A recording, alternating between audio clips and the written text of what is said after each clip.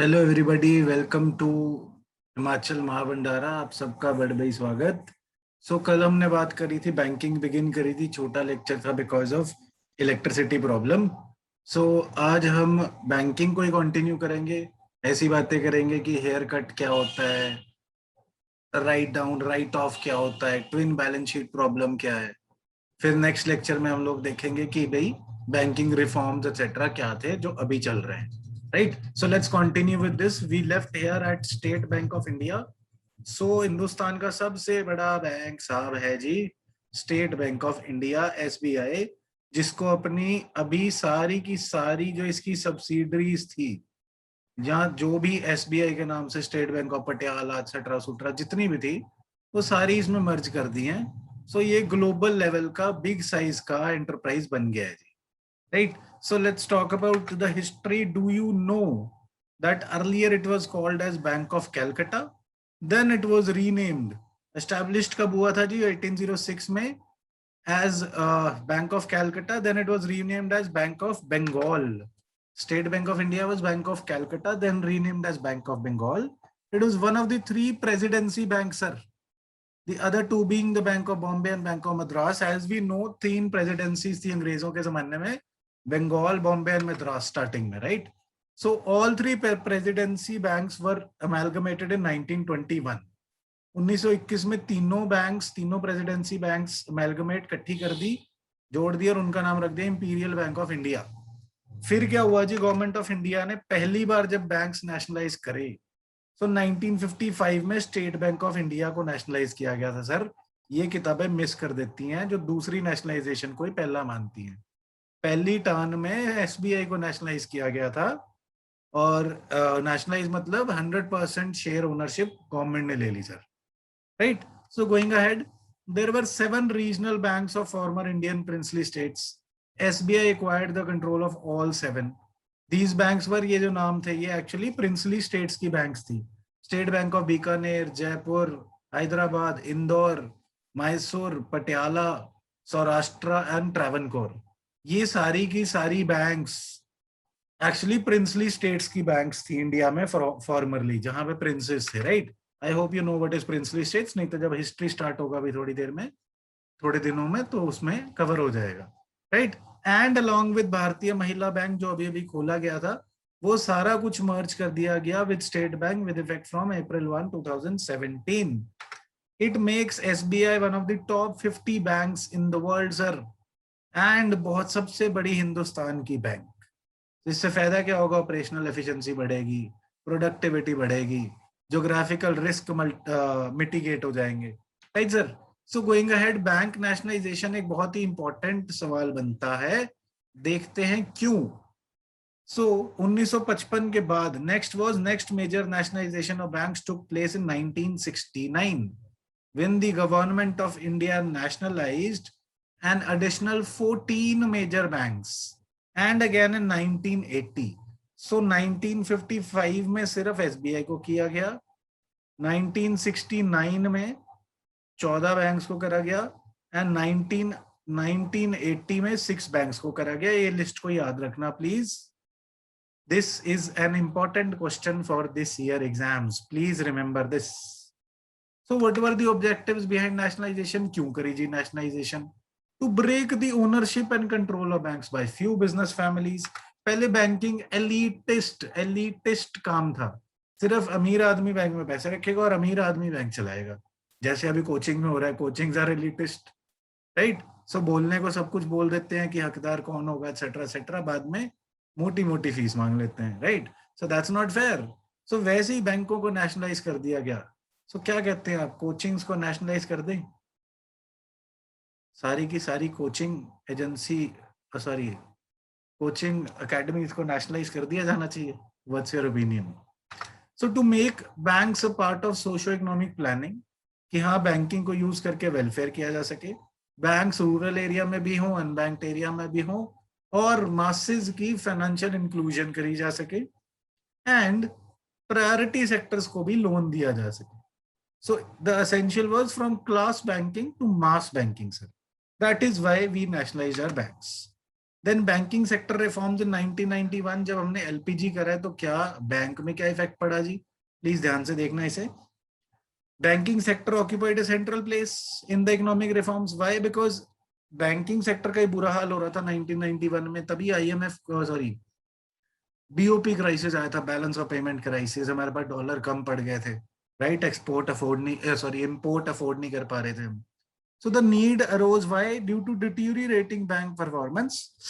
क्या था बैंक्स में प्रॉब्लम? लैक ऑफ प्रॉफिटेबिलिटी, बहुत ज्यादा SLR and CRR, no credit discipline, loan melas लगा देते थे लीडर्स, एंड क्योंकि पब्लिक सेक्टर सरकारी बैंक थी तो उन्हें फोर्स करा जाता था, भाई लोन मेला लगा, पहले एक तो सस्ते में लोन दे, ऊपर से बाद में फिर सारा का सारा लोन वेव ऑफ कर दे। तो भाई बैंक कहाँ से प्रॉफिट निकालेगा? बैंक तो इंटरमीडियरी है ना, सेवर से लिया, बोरोवर को दिया, और जब बोरोवर से वापस आया जो ब्याज, वो उसका प्रॉफिट, राइट।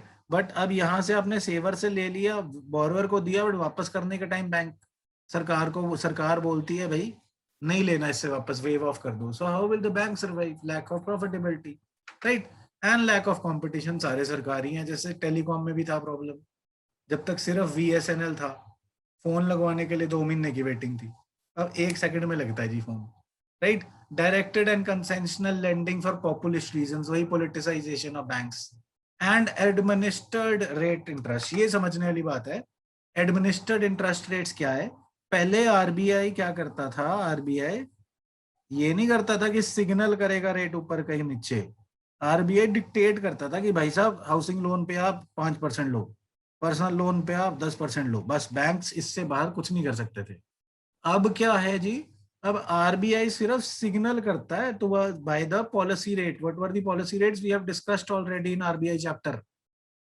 सो पॉलिसी रेट ऊपर तो बैंक्स आर सपोज टू और have to, they can not be forced to. जब रेपो रेट ऊपर जाता है तो बैंक्स को ज्यादातर क्या करना चाहिए? लोन ऊपर करना चाहिए, आइडली लोन का interest rate, but market determined है तो बैंक करे ना करे। सो नहीं करता तो हम क्या बोलते हैं उसे? Incomplete monetary policy transmission. ये बातें हम आरबीआई चैप्टर में कर चुके हैं। सो reforms were to set the or resolve the above problems which we have listed, and interest rates को डीरेगुलेट कर दिया गया जी, मार्केट डिटरमाइंड हो गए जी, सेविंग्स डिपॉजिट रेट्स डीरेगुलेट कर दिए गए again. Then VRS, voluntary retirement scheme होता है वीआरएस, कि जो बेकार एम्प्लॉय है उनको वीआरएस दे दो, वॉलंटरली रिटायर कर दो। Floor and cap on CRR were removed, floor on SLR, floor here means the lowest, cap here means the highest rate, right, कि मार्केट डिटरमाइंड होने दो और आरबीआई को भी जितना कम करना हो कर ले। Near level playing field for public, private and foreign banks, so रास्ता खोल दिया कि प्राइवेट प्लेयर्स भी आ जाओ। टेलीकॉम में भी तो ऐसा हुआ ना, जब प्राइवेट प्लेयर्स का रास्ता खुला तभी जाके चीजें लिबरलाइज एंड कॉस्ट इफेक्टिव बनी। सो वैसे ही बैंक्स में हुआ जी। So base norms adopted for, Basel norms होना चाहिए बेस नॉर्म्स की जगह, बेसल नॉर्म्स, ये आगे बात करेंगे। बेसल नॉर्म्स अडॉप्ट कर लिए, एफडीआई अप टू 74% परमिट कर दी प्राइवेट बैंक्स में।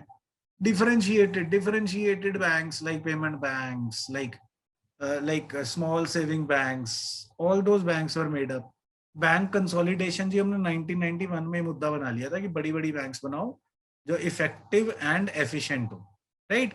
एंड इंद्रधनुष जो प्रोग्राम चलाया जिसमें बैंकिंग रिफॉर्म्स एंड ऑल दो स्टेप्स रिलेटेड विद इट, वो आगे जाके करेंगे, right. So Indradhanush is related with banking reforms. One in Indradhanush scheme also is there. What is that related with it? What is that related with Indradhanush scheme? Right. So going further, above reforms, क्या objectives क्या चाहते थे जी? ये to make banks competitive, वही बात है यार, sound and safe banking, profit आ जाए, banking lethargic ना रहे, inefficient ना रहे, right? So all those things. So ये भाई साहब नरसिम्हन साहब अब तो 94 years के हो गए हैं, तब बैंकिंग में कोई और बंदा आया कमिटी लेके कि ये बेचारे वर्क नहीं कर पा रहे। I don't know the latest on him, whether, I hope he is there, but जब तक नरसिम्हन साहब एक्टिव थे तब सारी बैंकिंग की कमिटीज हम इन्हीं से बनवाते थे। अब जाके हमने चेंज करा, एक बंदा नचिकेत मोर के नाम से आया, उन्होंने बनाई कमेटी, नहीं तो पहले तो बैंकिंग की कमेटी पूछे गया तो आंसर तो नरसिम्हन ही हो, right. So reforms in India were conducted on basis of who? Narasimhan 1 and Narasimhan 2 committee reports.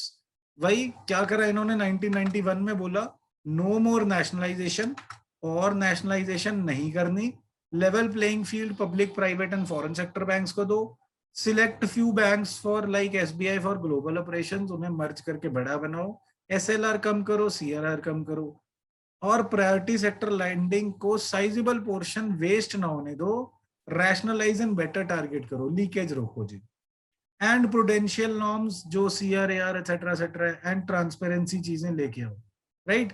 Deregulate interest rate जो हमने देख लिया कि कर लिया। एआरसी एसेट रिकंस्ट्रक्शन कंपनी, एक तरह से लोन के कबाड़ी वाले जी, लोन के रद्दी वाले जो रद्दी लोन लेते हैं, लोन का कबाड़ लेते हैं जो लोन खराब हो गया, इनके बारे में डिटेल में भी बात करेंगे। So most of these reforms are implemented now, right? So bank loans good and bad. Bad loan क्या होता है? Bad student वो होता है जो फेल हो जाता है कि नहीं? नहीं जी, फेल होने वाला बैड नहीं होता, बैड वो होता है जो ट्राई हो नहीं करता। फेल होना तो पास होने की सीढ़ी है, राइट। सो गुड लोन जिसके पैसे वापस आ गए, बैड लोन जो भाग गया। बैड लोन कौन सा? पीएनबी पे एसबीआई, पीएनबी पे एसबीआई, एसबीआई में झाग, लोन लेके विजय माल्या गया भाग। पीएनबी पे एसबीआई, एसबीआई पे झाग, लोन लेके विजय माल्या गया भाग। So this loan becomes a bad loan, right? So there are definitions and classifications which are loans are classified as standard और substandard. स्टैंडर्ड वो जो परफॉर्म कर रहे हैं भैया, रीपेमेंट आ रही है, प्रिंसिपल भी और इंटरेस्ट भी एज पर अग्रीड, जो पहले बात करी थी, इतनी किस्त बनेगी जी, सारी किस्तें दे रहे हैं, दैट इज स्टैंडर्ड। सो सब स्टैंडर्ड क्या हुआ जी, इसकी क्लासिफिकेशन ध्यान रख लेना। अगर borrower neither interest nor principal, दोनों चीजें फॉर अ स्पेसिफाइड पीरियड नहीं देता तो उसे नॉन परफॉर्मिंग बोलते हैं। 90 डेज तक ना दे तो उसे मानते हैं जी NPA, and it is termed as special mention account में इसको रिकॉर्ड करना पड़ता है। 90 दिन तक अगर ब्याज और मूल ना मिले तो उसे बोलते हैं जी NPA, non performing asset. And अगर ये स्पेशल मेंशन अकाउंट में रहे for a period less than और इक्वल टू 12 मंथ्स, फिर क्या हो जाएगा जी, सब स्टैंडर्ड एसेट्स। ये प्लीज लिस्ट याद कर लेना ये वाली। सो सब स्टैंडर्ड एसेट्स कब बनेगा, लेस देन और इक्वल टू 12 मंथ सर, 12 महीने तक अगर स्पेशल मेंशन अकाउंट में रहे। और सब standard asset requires 15% of provision. अगर 100 रुपए लोन दिया हुआ है तो 15 रुपए इसका रिजर्व रखना पड़ेगा जब ये सब स्टैंडर्ड होगा। And 25% on the unsecured exposure. अगर सिक्योर्ड लोन था, मतलब हाउस लोन था, कार लोन था, जिसके पीछे कोई सिक्योरिटी थी, अगर अनसिक्योर्ड होगा तो रिजर्व 25 रुपए रखना पड़ेगा सर, राइट। आफ्टर 12 मंथ्स, अगर 12 महीने भी बीत गए फिर भी आफ्टर 12 मंथ्स फिर से माना जाएगा substandard asset. Look here, सब standard assets it gets classified as doubtful asset sir, doubtful asset 1। So 90 दिन एनपीए, 12 महीने सब स्टैंडर्ड एंड 12 महीने से ज्यादा डाउटफुल एसेट। एंड इसके लिए तो 25% सिक्योर्ड पे ही प्रोविजन एंड अनसिक्योर्ड पे 100% प्रोविजन करनी पड़ेगी sir. And once the account crosses 1 year as DA, as doubtful asset 1 भी अब उसे 1 साल हो गया तो doubtful asset 2 बन गया। DA2 is 1 to 3 years and इसमें 40% on secured and 100% on unsecured portion reserve रखना पड़ेगा। Then 3 साल भी हो गए सर doubtful asset 3 वाले भी, and now it requires 100% provision irrespective of availability of security. So it becomes a loss making asset. After 3 years it is counted as a loss making asset. So stressed asset क्या है जी? When an asset shows weakness and is likely to become an NPA, it is considered a stressed asset. Excuse me. RBI allows to be prevented from becoming an NPA by restructuring. So restructuring, rescheduling, ये क्या मतलब होता है इसका? For example मैंने आपसे 10 लाख रुपए का लोन लिया था सर, आपने मेरी किस्त बनाई थी 1 लाख रुपए महीना। अब मैंने कहा भैया देखो मेरा काम इतना नहीं चल रहा कि मैं 1 लाख रुपए महीना दे सकूं। सो आपने कहा चल कोई बात नहीं, तेरा टेन्योर 10 साल का था ना, 1 लाख रुपए महीना 5 साल का था लेट्स से। सो अब तेरा टेन्योर 10 साल का कर देते हैं, तेरी किस्त कर देते हैं भाई 50,000। ऐसे हाँ जी मैं ये अफोर्ड कर सकता हूँ। So this is restructuring of loan, कि ठीक है यार दोनों का काम बन जाएगा तो 50,000 करके उतार, राइट। सो सुलह कर लिया, एक तरह से रीस्ट्रक्चर कर लिया। NPAs can occur for a variety of reason. Sir एक बहुत बड़ा मुद्दा है, जो बैंक में जॉब भी करता है, अगर कोई आपके घर में भी है, तो जो लोन डिपार्टमेंट में है ना, उसको लोन के सेल्स डिपार्टमेंट में उसको टारगेट मिलता है कि तूने 10 करोड़ का लेन देना है, 100 करोड़ का लोन देना, उस हिसाब से इंसेंटिव मिलते हैं उन्हें जी। सो इंसेंटिव तो उसे मिल रहा है लोन देने का, रिकवरी वाला डिपार्टमेंट तो कोई और है। सो ये बंदा बोलता है मैं तो दे ही जाता हूँ लोन, मेरा ये थोड़ी काउंट होता है जो मैंने लोन दिया था वापस आया कि नहीं। सो ये बहुत बड़ा मुद्दा है कि इस बंदे पे अकाउंटेबिलिटी होनी चाहिए कि भाई तूने सेल तो कर दी, कितनी वापस आई तेरी सेल, रिकवरी वाले पे थोड़ी होना चाहिए, वो तो फिर गलत लोन दे ही जाएगा। So majority of the reason are these also. Then bad lending practices means that economy slow down होगी, बिजनेस चल नहीं रहे, पैसे है नहीं तो कहां से दे। पावर डिस्ट्रीब्यूशन कंपनीज डिस्कॉम्स में बहुत घाटे हो रहे हैं बिकॉज बिजली हम लोग बहुत सस्ती बेचते हैं as as compare to price which is it should be sold, right. Steel companies losses हो रही हैं चाइना के करके। इंफ्रास्ट्रक्चर कंपनीज बिकॉज पासिंग नहीं मिल रही इन्वायरमेंट से, इन्वायरमेंट मिनिस्ट्री से। विलफुल डिफॉल्टर्स, फिर वही बात, पीएनबी पे एसबीआई, एसबीआई पे झाग, एंड लोन लेके नीरव मोदी भाग। Anyways, so going ahead, high level of NPS non performing asset से क्या होगा, बैंक की प्रॉफिटेबिलिटी कम हो जाएगी, प्रेशियस कैपिटल को लेके भाग जाएगा या फिर अड़ी रहेगी, कॉस्ट ऑफ बोरिंग बाकियों के लिए राइज हो जाएगी। ये प्लीज इफेक्ट्स देख लेना एक बार ढंग से। Stock prices of banks will go down because capital नहीं है आपके बिजनेस में। Investment in economy suffers because loan कम मिलेंगे, इंटरेस्ट रेट ज्यादा है तो लोन कम मिलेंगे sir. Then if banks have to close down, employees and depositors lose, employees निकाल दिए तो अनएम्प्लॉयमेंट होगी। And budget comes under pressure कि भाई साहब बैंक्स को बेल आउट करो, राइट। मैं ये तेज इसलिए चल रहा हूँ बिकॉज पेपर पास आ रहा है। अगर आपने रोक के देखना है, रोक के देखो आराम से, कोई डाउट पूछना मेरे से कमेंट में पूछो, I will reply as you might have seen, right. And so हम करने की क्या कोशिश कर रहे हैं कि प्रॉब्लम सही हो। प्रोविजनिंग मतलब थोड़े पैसे डाले जाएंगे। Provisioning norms, not sorry not पैसे, प्रोविजनिंग नॉर्म्स मींस अगर आपने रिस्की लेंडिंग करी है तो उसके लिए आप प्रोविजन रखो, रिजर्व रखो कुछ पैसा, कि अगर भाग गया तो हमने रिजर्व रखा हुआ है। कैपिटल एडिक्वेसी नॉर्म्स, बेजल 3, ये हम डिटेल में बात करेंगे, what are Basel norms and what is Basel 3। SARFAESI act जी, कि लेट्स से हमने घर लिया, घर के ऊपर लोन दिया था किसी को, तो अब ये घर वाला लोन लेके भाग गया, तो अब क्या बैंक इसका घर नीलाम कर सकता है, नीलाम कर सकता है कि नहीं। तो इसमें पहले प्रॉब्लम थी कि बैंक को कोर्ट जाना पड़ता था, बट अब सरफेजी एक्ट के आने के बाद से बैंक डायरेक्टली भी नीलाम कर सकता है। कोर्ट में जाएगा तो क्या मिलेगा वहां पे, क्या मिलता कोर्ट में, सन्नी देओल से तारीख पे तारीख, तारीख पे तारीख। सो कोर्ट में जाके सालों साल फंसे रहने की जगह सरफेजी एक्ट ने पावर दे दी कि तुम खुद ही बेच दो जी। और लोन खराब हो गया तो एक कबाड़ी वाला भी बना दिया, जैसे हमारे घर के पुराने कूलर वगैरह कबाड़ी ले जाता है ना, तो खराब हुए लोन ये एआरसी ले जाता है, asset reconstruction company. Then foreclosure of loans का भी प्रोविजन बना दिया। इन चीजों पे हम डिस्कस करेंगे डिटेल में। वन टाइम सेटलमेंट की 10 लाख लेने थे भैया 8 लाख ले लो, चलो कोई बात नहीं। Interest waiver, that is again restructuring. Write off write down आगे जाके बात करेंगे। Debt recovery tribunals, insolvency and banking code, banking regulation act, इन सारी चीजों पे बात करेंगे। रिकैपिटलाइजेशन बॉन्ड्स डिटेल में बात करेंगे, but these are the list of solutions we have brought out, right. So going further, SARFAESI act की पहली बात करते हैं। It was to expedite the recovery of loans, वही घर वाला example, to bring down the non performing assets. इसका पूरा नाम क्या है, securitisation reconstruction of financial assets and enforcement of security interest act 2002। Sir ये हिमाचल के पेपर के लिए ना इसकी डेट याद रखना, 2002 में आई है, प्लीज ध्यान रखना। And powers to banks, as I said कि भाई एसेट रिकवर करना है, रिकंस्ट्रक्ट करना है, तो बैंक्स खुद कर सके, राइट।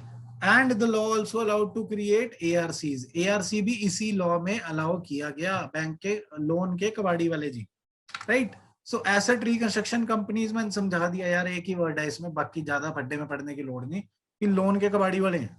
तो ये परफेक्ट, मतलब जैसे हमारे लिए कोई पुराना पड़ा हुआ कूलर यूजलेस है, अब कबाड़ वाला उसे खोल खोल के उसमें से लोहा निकाल लेगा, एल्यूमिनियम निकाल लेगा, जो भी कुछ होगा उसको वैल्यू का बना लेगा। सो ऐसे ये एआरसी बेसिकली यार specialist at recovery from finding value from bad loans. So ये कबाड़ चकेंगे जी लोन का, और बैंक को क्या फायदा होगा कि उन्हें बिल्कुल ही यूजलेस पड़े हुए लोन का कुछ तो मिला, है ना। और इनको क्या फायदा होगा, ये उसमें से प्रॉफिट कमा लेंगे, राइट। सो इतनी डिटेल्स में जाने की कोई जरूरत नहीं, आगे चलते हैं। एसेट क्वालिटी रिव्यू क्या था जी। सो बैंक्स पहले अपना काम दिखा रहे थे कि सब सही चल रहा है जी, सब सही चल रहा है। जैसे हिंदुस्तान में किसी से भी पूछ लो, बंदा फाइनल स्टेज ऑफ कैंसर में भी हो, हाँ जी क्या हाल है, वो बोले सब ठीक है जी, सब ठीक है। सो वैसे ही बैंक्स भी बोल रहे सब ठीक है, सब ठीक है। सो 2015-16 में हमने आरबीआई ने, हमने मतलब आरबीआई ने एक इंस्पेक्शन कराई, छापा मारा कि देखें, कुछ लोन्स उठा के देखते हैं कि इनमें क्या क्या हो रहा है। तो हमने देखा ये बैंक वाले तो यार, ये तो अंदर से खोखले थे बेचारे, ये तो मतलब बिल्कुल ही खोखले थे, खाली थे। तो कितने सारे लोन इन्होंने झूठे ही एनपीए नहीं बनाए हुए थे, झूठे ही दिखा रहे थे, है ना। इस बार का इकोनॉमिक सर्वे देखना इंडिया वाला, उसने बताया है कि बैंक्स ने जो 2012 2008 के क्राइसिस के बाद हमने पॉलिसी बनाई थी रीस्ट्रक्चरिंग की, कि अगर लोन रीस्ट्रक्चर किया गया तो उसे एनपीए नहीं माना जाएगा। सो हमने इस पॉलिसी का इतना ज्यादा मिसयूज करा बैंक्स ने कि एवरग्रीनिंग ऑफ लोन करी गए। मतलब कि एनपीए नहीं मानना पड़ेगा, तो हमने पीछे देखा कि उन्हें प्रोविजन नहीं करना पड़ेगा। सो लेट्स से क्या हुआ जी, 100 रुपए का लोन दिया मैंने आपको, आप कहते जी मेरे से नहीं वापस हो रहा, भागने लगे। मैं कोई बात नहीं बेटे, ये ले 105 रुपए का और लोन ले ले, तो 100 रुपये वापस कर दे, 5 रुपए तेरे। फिर 105 रुपए का मैंने कहा जी मेरे से नहीं वापस होता, आपने कहा चलो 200 रुपये लोन ले लेते हैं। सो 200 रुपये लोन दे दिया, अब मैंने ये पिछला 105 वापस कर दिया, अब बाकी 95 मेरे पास। अब ये भी वापस नहीं हो रहे मेरे से ये 200 का लोन। सो बार बार रीस्ट्रक्चर करके आप मुझे और लोन दे जा रहे हो, तो एवरग्रीन हो रहा है, एवरग्रीन लोन चली जा रहा है। मतलब मैं आपसे ही लोन लेके आपको ही पैसे वापस कर रहा हूँ। सो आप क्यों ऐसा कर रहे हो? बिकॉज आप बैंक को, आपने किसी को तो लोन देना ही है, और अगर आप मेरे लोन को रिस्ट्रक्चर करते हो तो आपको एनपीए नहीं काउंट करना पड़ता, एनपीए नहीं काउंट करना पड़ता हो तो उसके लिए रिजर्व नहीं क्रिएट करना पड़ता, तो आपकी कैपिटल बच जाती है। ये सारा कुछ इकोनॉमिक सर्वे में दिया गया सर, 2021 वाले जो अभी आया था। Please also try to cover that, we'll do that as well, don't worry, right.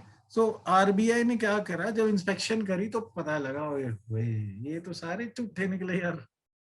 Then we had to review and resettle. एकदम से एनपीए कैसे बढ़ गए? कोई लेके थोड़ी आया। एकदम से एनपीए इसलिए बढ़े और लोग एकदम इसलिए भागे लोन लेके, बिकॉज वो तो पहले से ही एनी वे पेमेंट के लायक नहीं थे, तो फ्री में बैठे ऐसे ही लोन ले ही बैठे रहे थे और लोन से लोन घुमाई जा रहे थे।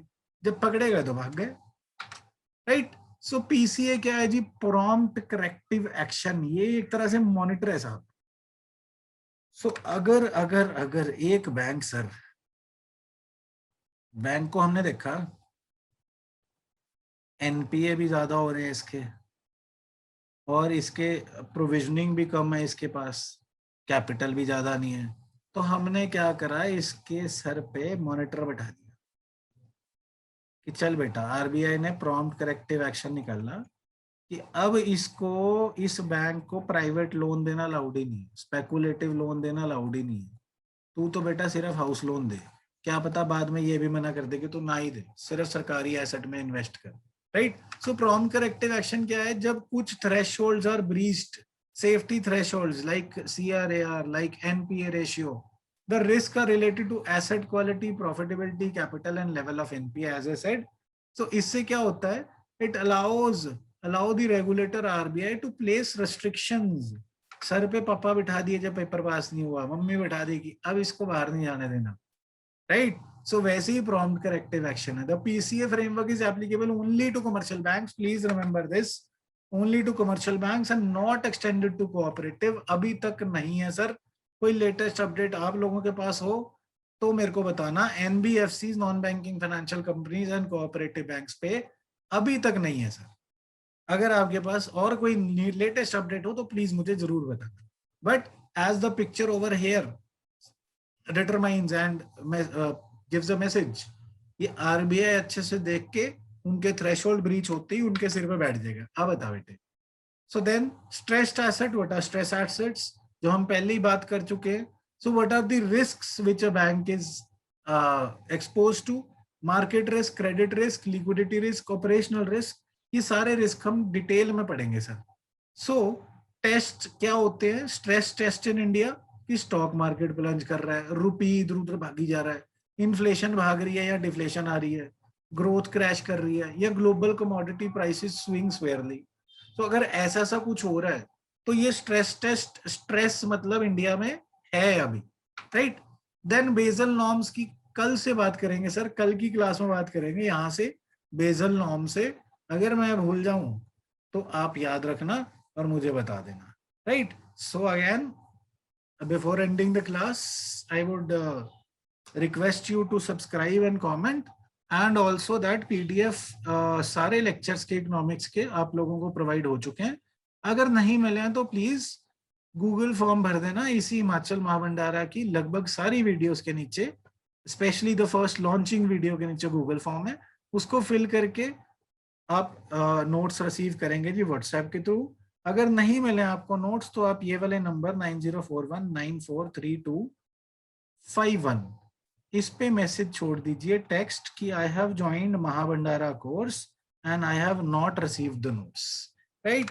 And now you'll also receive the PDF of the tests that will happen, right? So our test series would begin very soon. That will also be totally free, right? So test series will begin soon and PDFs would be sent on WhatsApp as well as here on YouTube as well. So it's up to you, right? So thank you so much for watching. And again, I repeat the good thing which I said earlier. PNB पे SBI या SBI पे जाग, loan लेके आप मत भागना, आप like करके भागना, सब्सक्राइब करके भागना। Thank you so much, see you next time.